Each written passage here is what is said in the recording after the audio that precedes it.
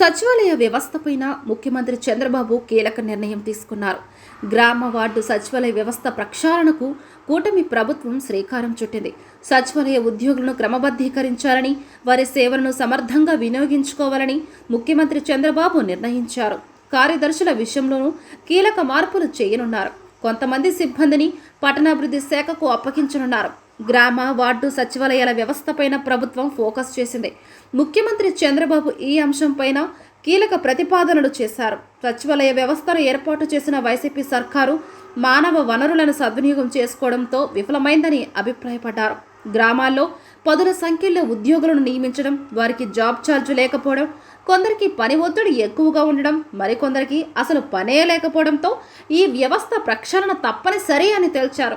గ్రామాల్లో ANM, VRO, digital assistant, సంక్షేమ కార్యదర్శి, మహిళా సంరక్షణ కార్యదర్శులను ఉంచి మిగిలిన వారిని వారి మాతృ సంస్థలకు అప్పగించాలని ప్రతిపాదనలు రూపొందించారు. వారిలో ఒకరిని డీడీడీఓగా నియమిస్తారు. అదేవిధంగా వార్డు సచివాలయాల్లో అడ్మిన్, ఎడ్యుకేషన్ అసిస్టెంట్, సంక్షేమ కార్యదర్శి, శానిటేషన్ ఏఎన్ఎం, మహిళా సంరక్షణ కార్యదర్శులను ఉంచి మిగిలిన వారందరినీ మున్సిపల్ పట్టణాభివృద్ధి శాఖకు అప్పగించనున్నారు.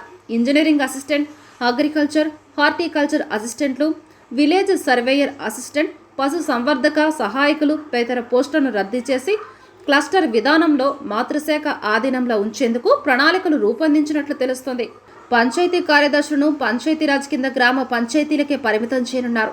రాష్ట్రంలో 10,960 గ్రామ సచివాలయాలు, 4,044 వార్డు సచివాలయాల్లో సుమారు 1.26 లక్షల మంది కార్యదర్శులు పనిచేస్తున్నారు. గ్రామ వార్డు సచివాలయాలకు అవసరమైన 5-6 కార్యదర్శులను అక్కడే ఉంచి మిగిలిన వారిని ఆయా మాతృ సంస్థలకు పంపడం ద్వారా ఆయా శాఖలను బలోపేతం చేసినట్లవుతుందని చెబుతున్నారు. మినీ మండలాలు, మినీ మున్సిపాలిటీలుగా సేవలందించేలా ఈ సచివాలయాలను తీర్చిదిద్దనున్నారు.